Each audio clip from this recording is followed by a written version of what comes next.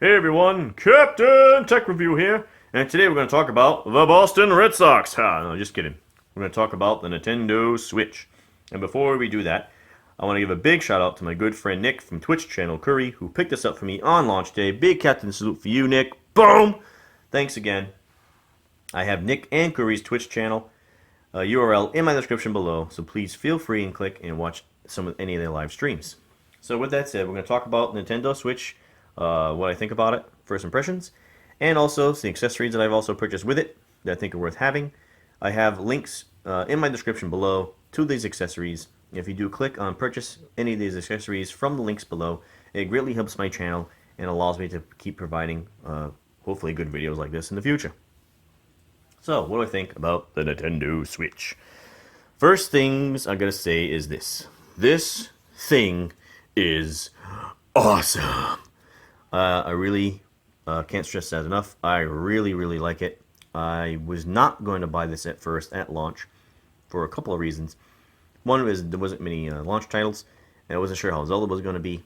Once I learned how Zelda gameplay was, I went out and got it right away. Thankfully, Zelda picked this up, and so far it's been worth it. Now, this is why this device is genius. Here's my use case. Now, everyone knows you can play it off the dock or on the dock, right? Not a big secret. Everyone knows that. So here's my use case for that. Here we go. This is the genius. So I'm playing my game. Playing the game on my TV. Play. All right. In walks my lovely wife. Yes, I have a very lovely wife. I'm sure everyone at home has a very lovely wife as well. So when she walks in the room, she wants to watch HGTV. Hey, can I watch HGTV? I want to watch Flip the House and Paint the Stairs and Twin Brothers and Cut the Grass, blah, blah, blah. Okay, fine, dear. I walk over to the dock. Bloop, boom! I can keep playing Zelda or whatever I'm playing. Race RMX. Whatever. Boom, boom, keep playing, la, la, la. That is the genius of this device. I'm happy. She's happy. We're both happy. Marriage saving device. Boom. That's why I like the Nintendo Switch, aka anti-divorce device. There you go. That is the major draw for me for this console. It has been great for that. Trust me. So, with that said, are there any problems with it? Well, maybe just a couple. So, one is this kickstand here in the back. Ugh! So, every time I open it, you gotta make that sound. You have to make that sound when you open it. Ugh! Because it kind of sounds like you break it when you open it up. And it is kind of flimsy. It is designed, I believe, that when you push this back too far, this will just pop out and prevents any damage from happening to the console itself. And yep, this is where your micro SD card goes. I have a 32 gig model in there right now. You can look for that link in my description below. For the most part, that's the major flaw, is the kickstand. That's why I'll also be getting maybe a possible second stand for it, which I don't have in the video, or a case for that matter, because they're just not available yet. And the other thing is, you can see my light ring here, upgrading my video production, hopefully it's made an improvement in lighting, is you do get some glare. Not that that's a huge deal, I have iPad, if you have iPads and stuff that has the same issue, but I have a little demonstration of what that looks like. You have a window behind you, or even a light bulb, as you see the lights here. You get a little bit of a glare. Not that it's a big deal, but it could be a problem. That's probably the only biggest things I have with it.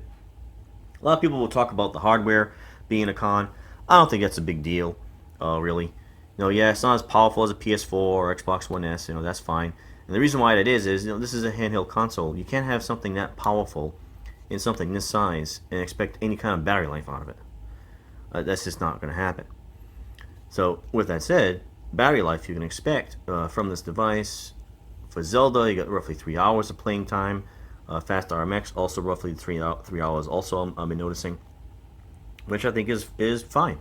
So the hardware they have in this, which is a NVIDIA Tegra X1 CPU, I believe, which is the same as the NVIDIA Shield, I think it has been a good match for something like this to provide the battery life and performance for some of these games. Speaking of performance, Zelda does have a little bit of an issue with some frame rate loss or drop when you have open world view with a lot of artifacts, grass waving around, and trees, and monsters flying at you. You might find a little bit of a dip in frame rate.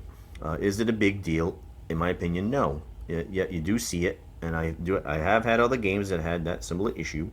It's not as doesn't occur as much as it used to with some of the consoles nowadays, but in PCs, if your PC isn't up to it, you can still kind of have that problem.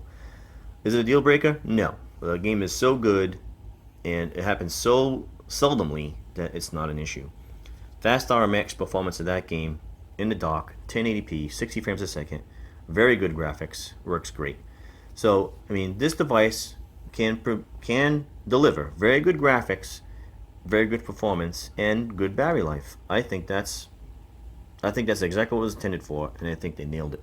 As far as the controllers go, I was a little concerned about the Joy-Cons, the size of them. You see here, it's a little awkward playing it like this, I have to admit. But once you get used to the side with the button layout, it's not too big of a deal. It takes a little bit of time to get used to, so a little awkward at first. In the grip, these Joy-Cons actually feel really well. It works out pretty good in your hand. Nice weight to it. HD Rumble works really good. Is the comparison in size to PlayStation 3 controller. This is an older version. You know, it's a little taller, not as wide. Still fits in the hands pretty well, and has a decent weight to it. Good feel. Gets a little used to. It takes a little time to get used to the button layout and how close they are, stuff like that. But not a big deal. Works really well. And the battery life in these controllers as well.